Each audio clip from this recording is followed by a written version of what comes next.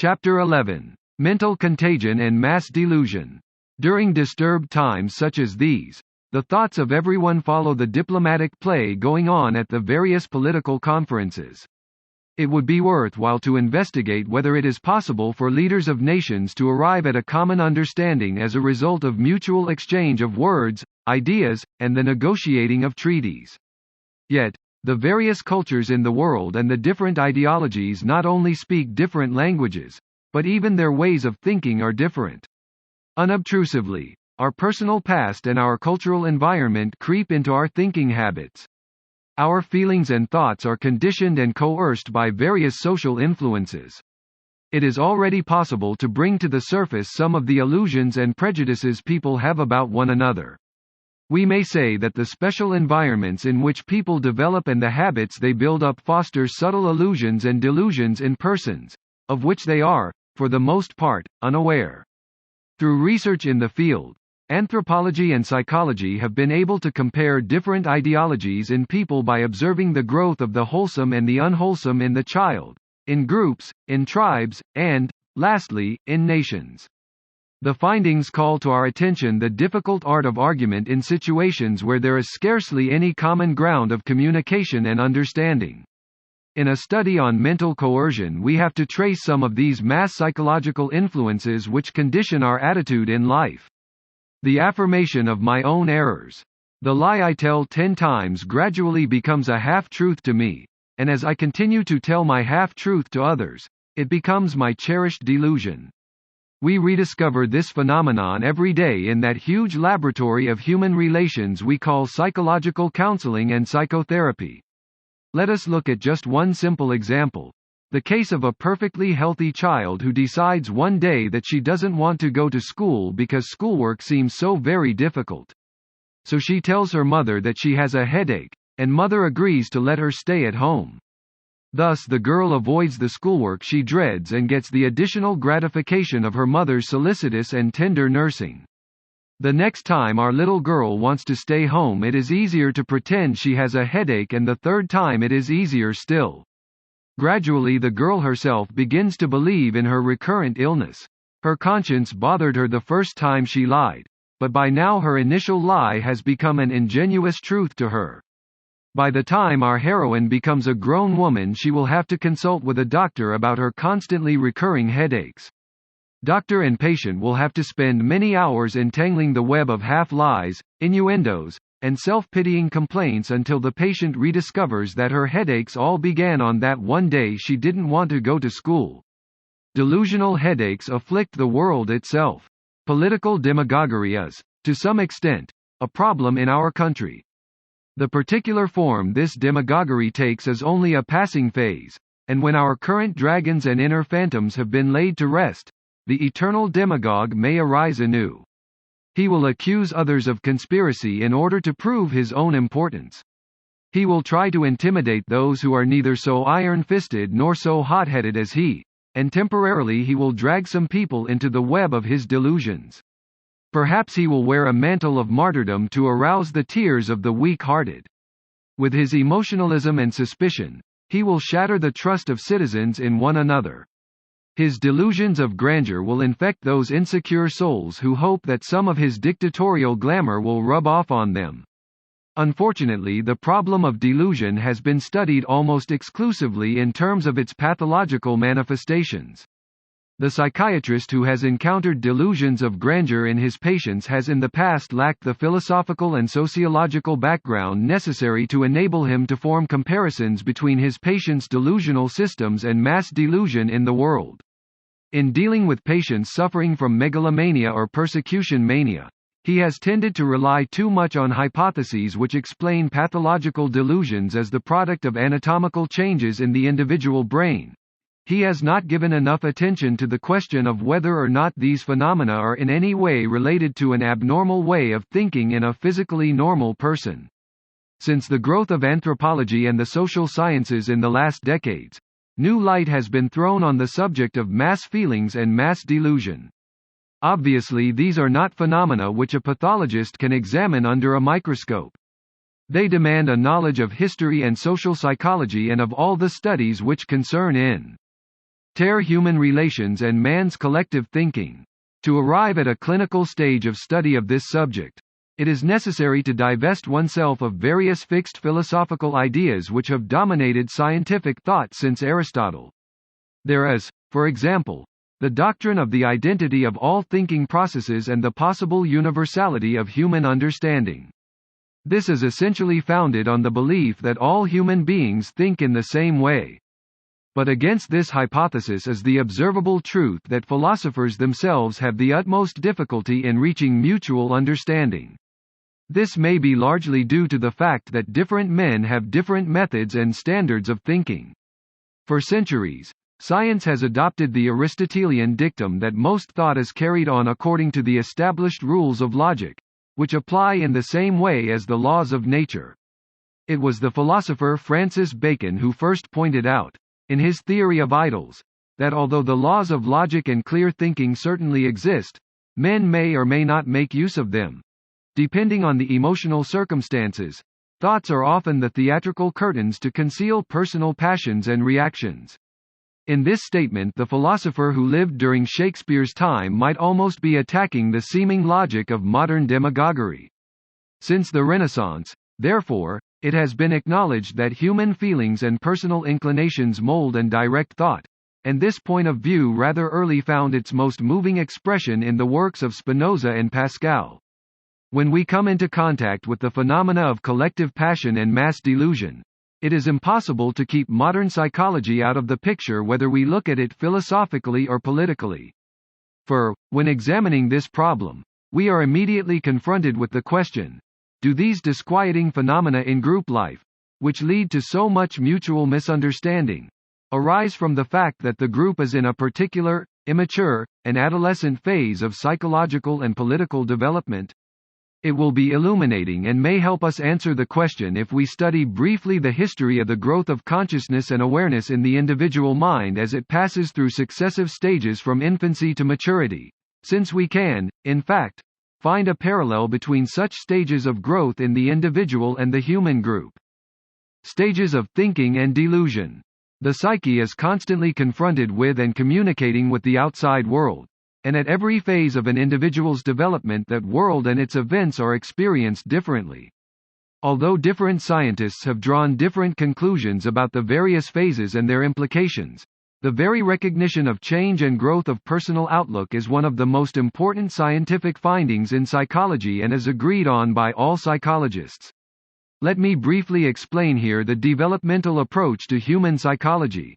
It is not the only one, but it will serve to illustrate the tremendous impact of immature and delusional thinking on our final opinions. Developmental psychology, as studied in children and primitives, posits at the origin of thinking, in both the individual and the race, a hallucinatory stage of the mind, in which there is no experience of difference between the inside and the outside world. The mental separation and distantiation between the self and the world has not yet taken place. The psyche is felt to be omnipotent. All that is experienced inside the self is attributed to the universe as well and is imagined to be part of that universe. According to developmental psychology, the infant experiences the world in this way, and in certain types of insanity the adult will revert to this hallucinatory stage. Yet, even mature man does not succeed completely in separating internal fantasy from outside reality, and often he thinks that his private and subjective moods are caused by some external actuality. In the next stage, that of animistic thinking, there is still a partial sense of oneness between the ego and the world. The individual's inner experience, his fears, his feelings, are projected onto seeming causative agents in the outside world. The outside world is a continual demonic threat to him. The child who bumps against the table projects onto that table a hostile living power, and hits back. The primitive tribesman, hunted by beasts of prey, attributes to the animal he feared a divine power, that of a hostile god. The entire outside world may in fact be peopled with the fears of men. In times of panic and fear, we all may populate our neighborhood with non-existent traitors or fifth columnists. Our animistic thinking is continually busy accusing others of what actually occurs inside our own minds. Nowadays there are no devils and ghosts in trees and in wild animals, They have made their homes in the various scapegoats created by dictators and demagogues. The third stage is that of magical thinking, in which there is still a sense of intimate connection between man and his outside world. However, man places himself more in opposition to the world than in union with it. He wants to negotiate with the mysterious powers around him. Magic is in fact the simplest strategy of man. He has discovered that he can manipulate the world with signs and gestures, or sometimes with real actions or changes.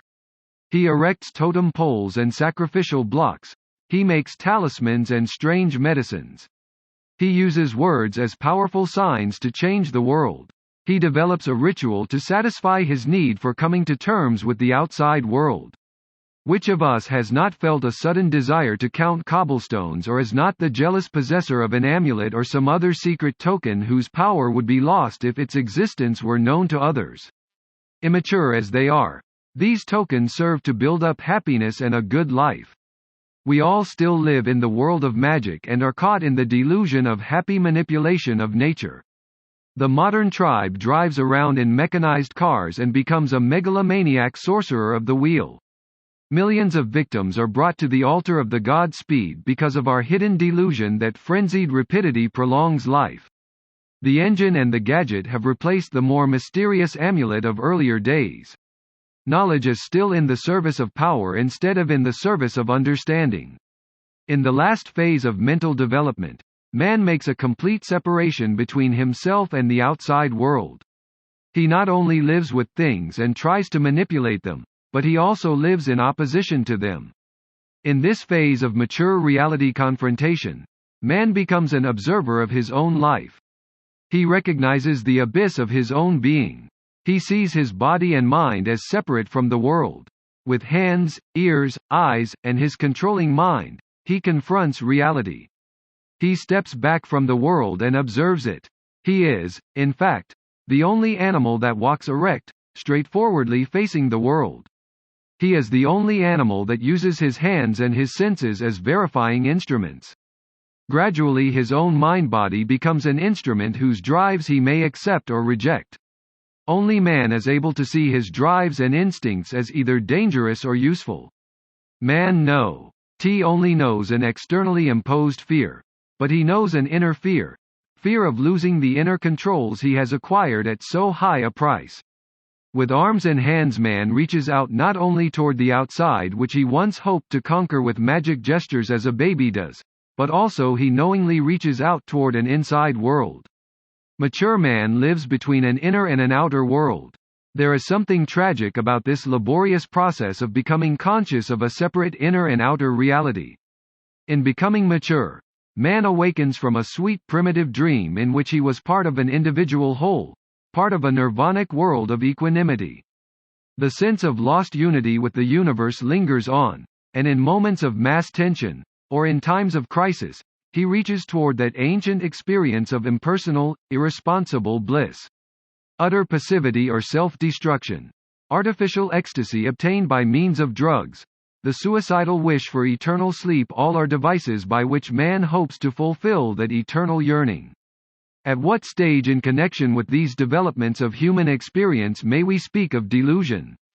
When the member of a primitive tribe placates the mysterious and hostile world by prayer to his totem animal, we do not call this delusion. But if a man who has attained to a more advanced stage of thinking relapses into such a primitive habit of thought, then it is possible to call this falling back, retrogression, a delusion. The loss of verifiable reality. Delusion we may thus tentatively define as the loss of an independent, verifiable reality, with a consequent relapse into a more primitive stage of awareness. Just as the young woman we spoke about earlier began to believe in and suffer from her headaches, so the man who sells his private fantasy first as a rumor and then as a factual truth gradually loses his awareness that his initial statements were in fact deceits, and his delusion becomes a kind of permanent petrification of his original primitive wishful thinking. There are several factors which promote deluded thinking. Retrogression and primitivization may occur as a result of physical disease, particularly diseases of the brain, and it is with this type of delusions that psychiatrists deal. Many brain diseases put out of operation the brain cortex, the organ which developed last in the evolutionary process and which makes us aware and controls our thinking. When this disturbance of function happens, genetically older types of brain functioning have to take over. Most of the causes of delusions are not purely organic, however.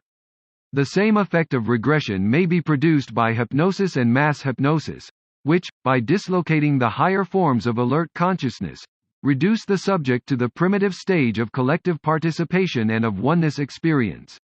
If awareness and reality confrontation become rigid and automatic, if man does not look for alert and repeated verifications of what he finds in the world, he may develop delusions, ideas not adapted to the reality situation. Apparently, the human being requires constant confrontation and verification with various aspects of reality if he is to remain alive and alert. When experience is petrified into dogma, the dogma itself stands in the way of new verification and of new truth. The delusion of a nation that calls itself the chosen country makes it harder for that nation to collaborate with other nations. How deeply involved the process of thought control is with the general formation of ideas in our time can be shown by the following experience. After the First World War, I made the acquaintance of a German philosopher dedicated to the idealistic philosophy of his country. Germany went through a creative phase. New ideas arose of fraternity and world peace. Germany, the defeated country, would show its spiritual power. During our vacations we walked together through the sunny mountains of Ticino and devoted our philosophical conversation to the eternal yearnings of mankind for harmony and friendship. We became friends and wrote to each other about our mutual work, till the shadow of totalitarianism came over his country. At first he was skeptical and even critical about Nazism. Our correspondence diminished, and when he gradually became gleichgeschaltet and a member of the party, the final mental cleavage followed. I never heard about him any more. So many philosophers surrender their theoretical thinking under the impact of powerful mass emotions. The reason lies not only in anxiety and submissiveness. It is a much deeper emotional process. People want to speak the language of their country and fatherland. In order to breathe, they have to identify with the ideological clichés of their surroundings. Spiritually, they cannot stand alone. Stefan Zweig wrote during the First World War that this inner process of speaking along with the chauvinistic voices around him was experienced by him as a deep inner conflict. Ik had den willen nicht meer gerich zu sein. I did not have the will any more to be just to the others. Mass delusion. It is interesting to note that the phenomenon of institutionalized mass delusion has so far received little scientific treatment, although the term is bandied about wherever the problems of political propaganda are discussed. But science has shied away from scrutinizing the collective mental aberration we call mass delusion when it is connected with present-day affairs. It is the historical examples, such as witchcraft and certain forms of mass hysteria, that have been examined in great detail. In our era of warring ideologies, in a time of battle for man's mind, this question demands attention. What is mass delusion? How does it arise? What can we do to combat it?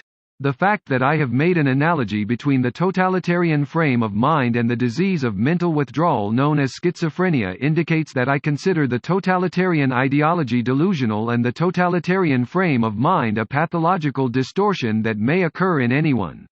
When we tentatively define delusion as the loss of an independent, verifiable reality, with a consequent relapse into a more primitive state of awareness, we can see how the phenomenon of totalitarianism itself can be considered delusional. For it is delusional, unadapted to reality, to think of man as an obedient machine. It is delusional to deny his dynamic nature and to try to arrest all his thinking and acting at the infantile stage of submission to authority. It is delusional to believe that there is any one simple answer to the many problems with which life confronts us, and it is delusional to believe that man is so rigid, so unyielding in his structure that he has no ambivalences, no doubts, no conflicts, no warring drives within him. Where thinking is isolated without free exchange with other minds and can no longer expand, delusion may follow. Whenever ideas are compartmentalized, behind and between curtains, the process of continual alert confrontation of facts and reality is hampered. The system freezes, becomes rigid, and dies of delusion. Examples of this can be found in very small communities cut off from the world. On fishing vessels which have been at sea a long time, contagious religious mania coupled with ritual murder has been known to break out. In small village communities there are instances of collective delusion, often under the influence of one obsessed person. The same thing happens in the more gigantic totalitarian communities, cut off from contact with the rest of the world. Is this not what happened in Hitler Germany, where free verification and self-correction were forbidden? Indeed, we can show that historically this is the case with every secluded civilization. If there is not interchange with other people, the civilization degenerates, becomes the victim of its own delusions, and dies. We can phrase the concept of delusion in a different way. It is a more primitive, distorted form of thinking found in groups or individuals, looked at only from their limited viewpoint. Delusional thinking doesn't know the concept of delusional thinking. The fakir lying on his bed of nails would be called a deluded man if he exhibited his devotion on Fifth Avenue, but among his own people his behavior is considered saintly and eminently sane. A member of a primitive tribe will not see in the ceremony of devil exorcism or a revival meeting an instance of mass delusion. But a man who has passed through this stage of mental development to a level of greater perspective and awareness will recognize that delusional notions lie behind such ceremonies. Whether or not we are able to detect delusion when it appears depends entirely on circumstances, upon the state of civilization in which we live, upon the groups and the social class to which we belong. For delusion and retrogression are terms which imply a special social and intellectual level of awareness. That is why it is so difficult to detect the delusions and primitive rituals in our own midst. Our present-day civilization is full of mass delusions, prejudices, and collective errors which can be recognized easily if viewed from above, but which cannot be detected if they are seen from within. While the delusion of witchcraft has been banished, we have never freed ourselves from the delusion of cultural or racial inferiority and superiority.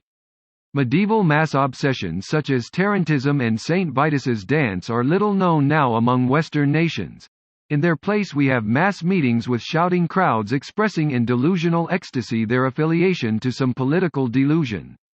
Instead of the dance fury, we have the raving frenzy of the motor, or the passive peeping contagion of the television screen. As we saw in the chapter on totalitaria, mass delusion can be induced.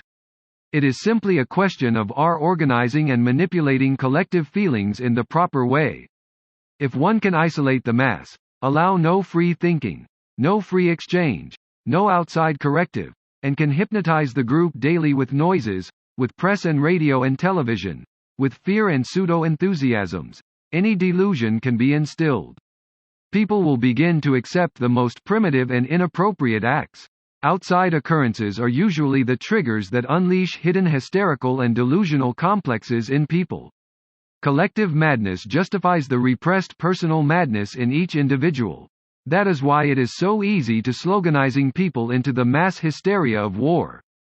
The outside enemy who is attacked by vituperative slogans is merely the scapegoat and substitute for all the anger and anxiety that lives inside the harassed people. Delusions, carefully implanted, are difficult to correct. Reasoning no longer has value. For the lower, more animal type of thinking becomes deaf to any thought on a higher level. If one reasons with a totalitarian who has been impregnated with official clichés, he will sooner or later withdraw into his fortress of collective totalitarian thinking.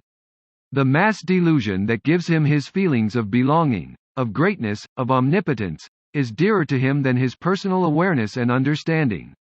The lonely prisoner in a totalitarian prison camp is the more easily compelled to surrender gradually to the collective thinking of his guardians when part of his own infantile thinking has been conditioned to give in to strong suggestive power. He has to communicate with his guardians lest he be delivered to his own private delusions. Only a few remain their true selves in that heroic battle.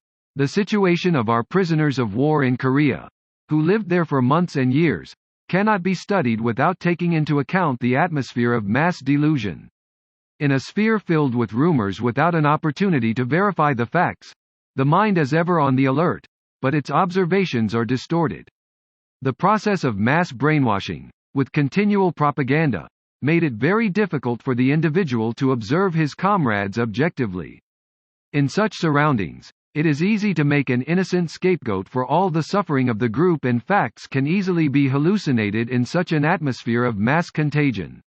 In one of the prison camps, I had to make a report about a man who was exorcised and even attacked by the others because of his brute homosexual behavior.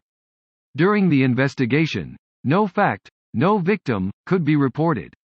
Rumors there were plenty, expressing hatred toward a lonely, sarcastic, unsocial being, who had aroused the latent homosexual feelings of the other campers, thereby attacking their manliness.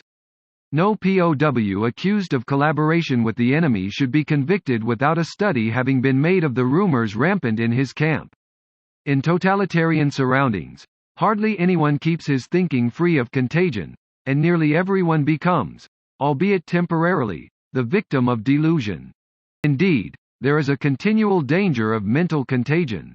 People are in constant psychic exchange with one another. As a country, we have to ask what dangerous mental pollution may come to us from the other side of the border. Let me make it crystal clear that I am far from insensitive to the danger of totalitarian subversion and aggression with which we are now faced. My own experiences with the Nazis made it painfully obvious to me that these dangers must not be minimized. As a psychologist, too, I am deeply aware of the contagious nature of totalitarian propaganda and of the fact that free citizens in a free country must be on their guard to protect themselves. But we must learn to fight these dangers in democratic ways, and I am afraid that too often in our fight against them we may take a leaf from the totalitarian book. Let me cite but one example of this. The Feinberg Law in New York State, enacted in order to protect children against the dissemination of dangerous political propaganda, is partly based on this concept of mental contagion. It aims to protect the schools against the subtle infiltration of subversive ideas. It seems at first sight like a simple solution. You just stop subversion before it can affect the impressionable minds of our children. But the fact remains that it presents all kinds of psychological difficulties. In our fear of being polluted, we create norms and schemes against which we measure the acceptability of unorthodox ideas, and we forget that the presence of minority ideas, acceptable or not, is one of the ways in which we protect ourselves against the creeping growth of conformist majority thinking in us. U.S. Supreme Court Justice Hugo Black, in his dissenting opinion on the Feinberg Law made this point. This is another of those rapidly multiplying legislative enactments which make it dangerous to think or say anything except what a transient majority happens to approve at the moment. Basically, these laws rest on the belief that government should supervise and limit the flow of ideas into the minds of men. The tendency of such governmental policy is to mold people into a common intellectual pattern. Quite a different governmental policy rests on the belief that government should leave the mind and spirit of man absolutely free. Such a governmental policy encourages varied intellectual outlooks in the belief that the best views will prevail. This policy of freedom is in my judgment embodied in the First Amendment and made applicable to the states by the 14th. Because of this policy, public officials cannot be constitutionally vested with powers to select the ideas people can think about, censor the public views they can express, or choose the persons or groups people can associate with. Public officials with such powers are not public servants, they are public masters. We cannot prevent one mental contagion through enforcing another. The only way we can give man the strength to withstand mental infection is through giving him the utmost freedom in the exchange of ideas. People have to learn to ask questions without demanding that they be answered immediately. The free man is the man who learns to live with problems in the hope that they will be solved sometime either in his own generation or the next. Man's curiosity and inquisitiveness have to be stimulated. We have to fight man's growing fear of thinking for himself, of being original, and of being willing to fight for what he believes in. On the other hand, we also have to learn to resist ideas. Governments may be overthrown not only by physical violence, but also by mental violence, by suggestive and menticidal penetration of young minds, by rigid conditioning, regimentation, and prohibition of dissent. The explanation of delusion. One of the most coercive delusions is the explanation delusion. The need to explain and interpret everything because the person has a simple ideology in his pocket. Unwittingly, the victim of this delusion wraps the magic cloak of omniscience around himself, and this provokes awe and submission in those men who have a strong need for rational explanation of phenomena they do not understand. The quack, for instance, with his gesture of omniscience pushes his victim into a kind of nothingness so that he feels himself become smaller and smaller in relation to the great mysteries of the world. It is this compulsive need to be the wise guy and the magician who knows all the answers that we so often find in the totalitarian world, and nobody, your author included, is completely free from seizing on these premature answers. It is among the intelligentsia, and especially among those who like to play with thoughts and concepts without really taking part in the cultural endeavors of their epoch, that we often find the glib compulsion to explain everything and to understand nothing. Their retreat into intellectual isolation and ivory tower philosophy is a source of much hostility and suspicion from those who receive the stones of intellectualism instead of the bread of understanding. The intelligentsia has a special role in our democratic world as teachers of ideas, but every teaching is an emotional relation, a matter of loving your students. It is a moving among them and taking part in their doubts in order to share together the adventure of common exploration of the unknown. Paradoxically, we may say that we need the experience with the totalitarians if only to discover a reflection of their rigidities in our own democratic system. The liberation from magic thinking. In our Western civilization, the growth of the mass media of communication has increased the influence of collective pressure on both our prejudices and our unbiased thinking. We live in a world of constant noise which captures our minds even when we are not aware of it. Already we have in our society the problem of the lonely, unheard voices. I am convinced that there are many wise men among us whose voices and learning would help us to correct that part of our thinking which is delusional. But their wise words are shouted down by an excess of noise from elsewhere. In our society, a man cannot simply communicate his wisdom and insight anymore. In order to be heard, he has to advertise and fortify it with megacyclic power and official labels. An organization must stand behind him and must make sure that he will be rightly timed so that there will be listeners to receive his message. He must have an acknowledged label and official diploma. Otherwise his voice is lost. To correct mass delusion is one of the most difficult tasks of democracy. Democracy pleads for freedom of thought, and this means that it demands the right of all men to test all forms of collective emotion and collective thinking. This testing is possible only if constant personal and collective self-criticism is encouraged. Democracy must face this task of preserving mobility of thought in order to free itself from blind fears and magic. The clash and mutual impact of a variety of opinions which are characteristic of democracy may not directly produce truth, but they prepare the way. At this very moment the whole world dances around a delusion. Around the magic idea that the material and military power behind an argument will bring us nearer to the truth, and nearer to safety. Yet, one push of the button and the atomic missiles may lead us all to mutual suicide. In a world of warring and contrasting thoughts and delusions, the solution lies in the delineation of frontiers, of awareness of mutual limits. This agreement on what it is we disagree about is the first step to understanding.